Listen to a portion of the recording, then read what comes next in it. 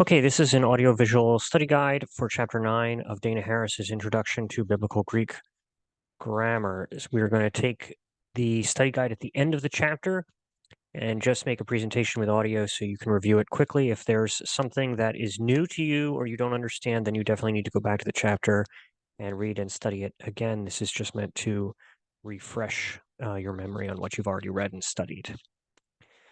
So the functions of a relative pronoun. A relative pronoun joins a dependent clause within a sentence to a substantive elsewhere in the sentence. So a relative pronoun introduces a relative clause, which is always a dependent clause. This dependent clause gives more information about a substantive or a group of substantives in the main clause. A relative clause functions as a modifier. A relative clause gives more information about the antecedents and functions adjectivally. The case of the relative pronoun is determined by its function in the relative clause, and that's key. So the relative pronoun is not going to match the substantive it modifies, but its own function in the relative clause. Sometimes an antecedent is not stated directly and has to be inferred. So it's sort of like an implied subject. So Ephonisan un ton anthropon hos en tuflos. And they called a man who was blind. So hos en tuflos, who was blind, is the relative clause, and the relative pronoun hos is in the nominative case because it functions as the subject of the relative clause. But the antecedent, the substantive it modifies, is ton anthropon in the accusative case. The differences between forms of the article and the relative pronoun. So you're going to just have to memorize the paradigms for both the article and the relative pronoun. You should already have the article down really well. One key to recognizing the differences is the relative pronoun always has a rough breathing mark and an accent, while the article does not. But really, you just have to memorize the paradigms and know them well. Determining the boundaries of a relative clause. Relative clauses begin with a relative pronoun and function as an embedded sentence that modifies the substantive. So whenever you see a relative pronoun, you're going to know that what follows is going to be the relative clause.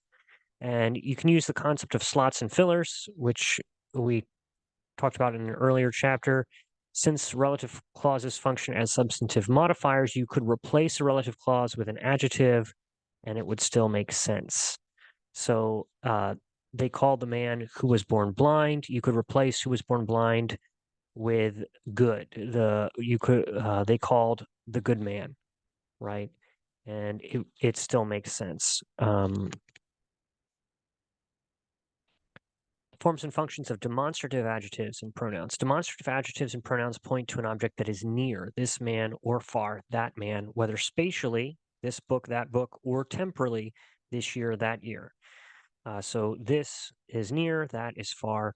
Demonstrative adjectives modify a substantive, utos ha laos, this people. Demonstrative pronouns stand in the place of a previously mentioned substantive, akenos kleptes estin. That man is a thief. So akenos, that man, it's a pronoun standing in the place of a previously mentioned substantive. So the man that was previously mentioned, that man, he is a thief. While this people is modifying the substantive. He's not talking about people in general. He's talking about this specific people. Various meanings associated with prepositions that take more than one case. So you can remember from chapter 6 when on prepositions, genitive in the genitive case has a spatial orientation of motion from or out of, and a temporal orientation as a type of time. Dative is stationary, no motion, and in the temporal orientation is a point in time. Accusative is spatial orientation, motion toward or into, and temporal orientation is duration. You can review that in chapter 6. There's a good diagram as well that visually presents this. So prepositions that take more than one case can have more meanings than that. So dia plus accusative, I misspelled accusative there, but you know what I mean, indicates reason and can be translated because of, on account of. Dia plus genitive can indicate the means by which an action occurs and can be translated through. It can also have a spatial sense of through or indicate duration, during, with, by. Kata plus accusative can be translated according to, indicating a standard. It can also have a distributive function, kata pollen, from city to city. Kata plus genitive can have an adversarial sense and may be translated down from or against. Meta plus accusative can be translated after or behind.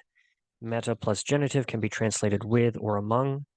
Peri plus accusative can be translated around, about, or near.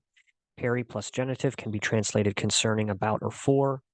Huper plus accusative can be translated above, over, or beyond.